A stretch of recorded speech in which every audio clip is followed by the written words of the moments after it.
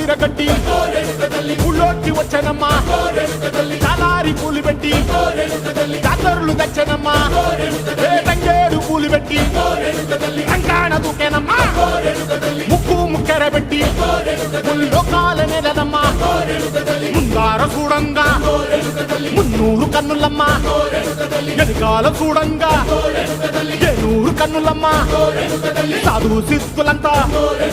సాగిల పట్టరమ్మా మహారాజు రాజులంతా మొగారిల్లిరమ్మా